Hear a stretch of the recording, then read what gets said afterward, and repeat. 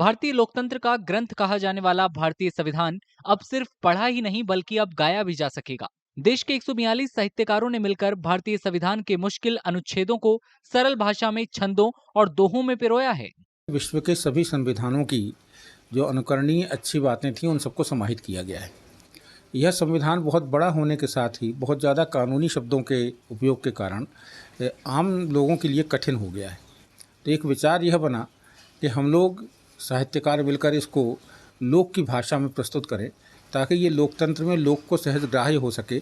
और जब हम लोकतंत्र के एक नागरिक से अपेक्षा करते हैं कि वो संविधान के अनुच्छेदों का पालन करे तो उसे यह तो मालूम हो कि उसमें लिखा क्या है। संविधान मूलतः हिंदी में ही लिखा है पर उसकी भाषा बहुत क्लिष्ट है और दोहा और रोला चौपाइयाँ ये वो विधाएं हैं कि बहुत सरलता से हर व्यक्ति को याद हो जाती हैं और पढ़ भी लेता है, समझ भी आ जाती है।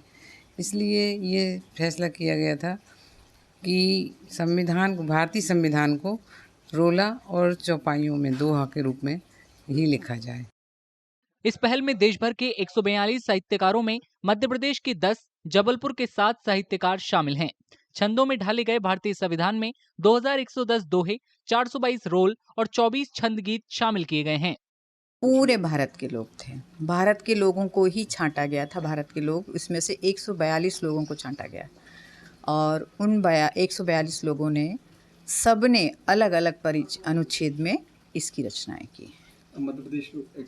मध्य प्रदेश के 10 लोग, 10 में से जबलपुर के हम 7 लोग यहाँ पर उपस्थित हैं। ये कोरोना काल के समय से जब हम लोग कहीं बाहर निकल नहीं पाते थे तो हम गृहिणियों के पास बहुत सा समय था जिसका हम सदुपयोग कर सकते थे।